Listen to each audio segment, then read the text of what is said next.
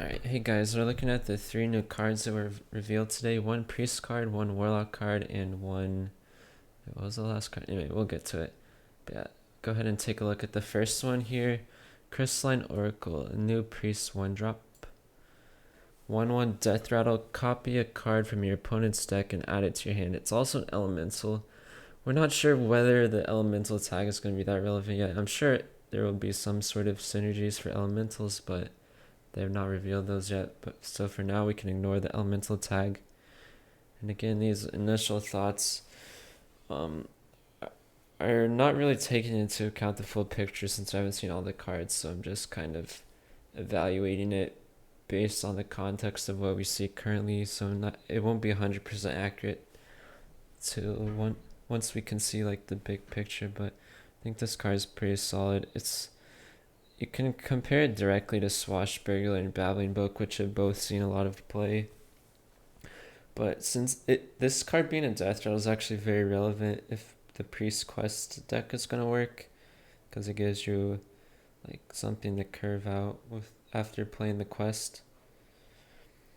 Also, yeah, copying a card from your opponent's deck is arguably better than Swashbuckler in a lot of cases, because your opponent's going to be playing good cards in their deck mostly.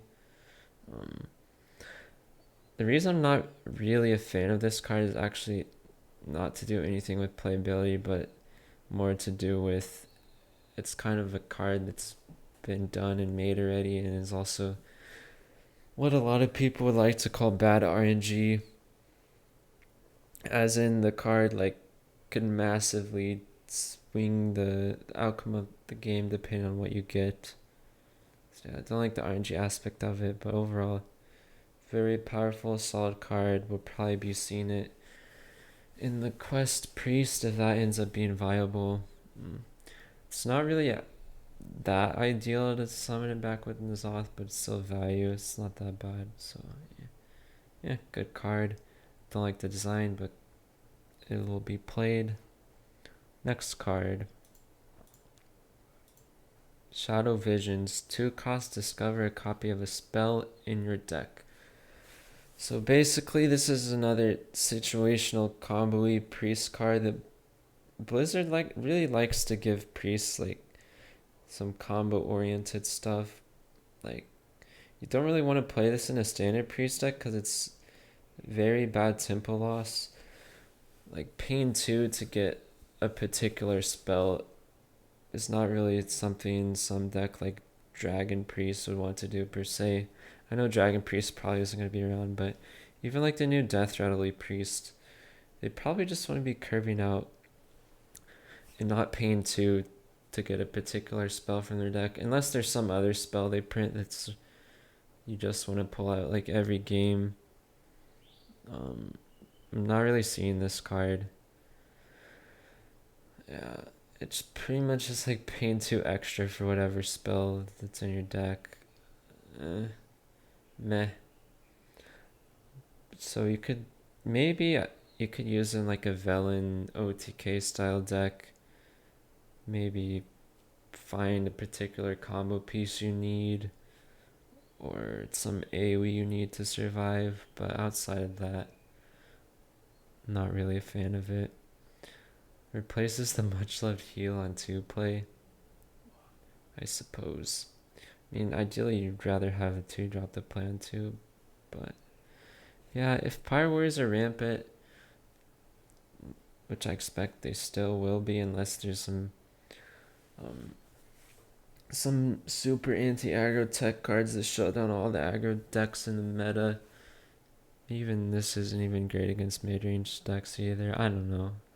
I'm not really seeing much application or potential for this card.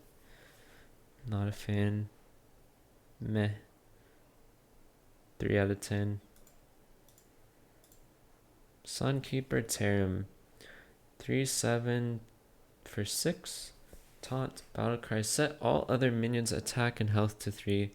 So off the bat, we can compare this card to cards like Quartermaster, Keeper of Olderman, Adric, that sort of effect, kind of all mashed together in one card. So the thing about this card is it's not actually that good as a defensive tool against your opponent's board, because them having a board of 3/3s is actually still pretty relevant. You play this against Jade Druid. Sure, you make a couple of minions 3/3s, but they just reload the board. You have more stuff to deal with. Also, 3 health is kind of a break point.